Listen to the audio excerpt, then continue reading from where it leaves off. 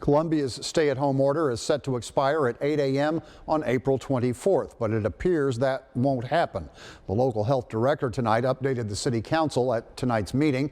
KRCG 13's Ashley Eddy joins us now live with what was discussed. Ashley? The department says they are glad they reacted early and they're seeing a decline in cases in the county. Now, when it comes to looking at when reopening can happen, Stephanie Browning, Columbia and Boone County Public Health Department Director, says they will probably work parallel with the governor's statewide stay-at-home order that runs through May 3rd and have a phased-in approach. Factors like a sustained reduction in cases, adequate testing, hospitals being able to serve those in the region, as well as systems in place for contact tracing are all things they are monitoring for when things are safe to move away from stay-at-home orders. More than 60 protesters parked along the shoulder of I-70, stretching from Kansas City to St. Louis. The protesters want people to be aware of the rent and mortgage crisis, while putting pressure on Governor Mike Parson to freeze rent payments. Protesters displayed a large banner in Columbia at the Providence Road exit. I work in eviction defense as a social worker, and I know that we already have hundreds of evictions scheduled for when the courts reopen. So we're going to see a huge influx of people being evicted right after the stay-at-home order is lifted. Kansas City landlord Janice Devaney says her low-income tenants are more at risk because if they get sick or cannot work, they can't pay their rent. We just want Governor Parson to know it's a problem now, not 2 months from now. It's a problem today.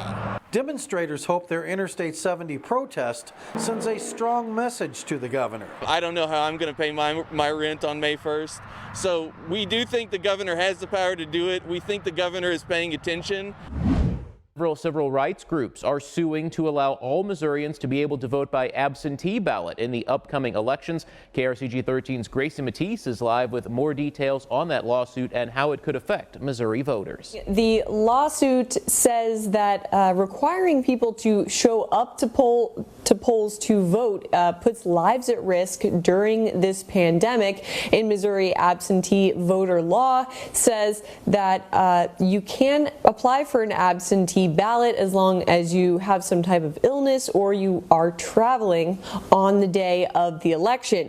Now, the American Civil Liberties Union of Missouri, the Missouri Voter Protection Coalition on behalf of the NAACP, and the League of Women Voters filed that lawsuit. Municipal elections are set for June 2nd. Missouri's primary election will be August 4th, and the general election, of course, is November 3rd. Governor Parson addressed the issue in a press conference, saying it's not the time to consider changing an election law. Now, the suit wants to expand one of the already established clauses in this voter law that says incapacity or confinement due to illness or physical disability would allow someone to apply for an absentee ballot. They want to expand that to include confinement due to coronavirus concerns.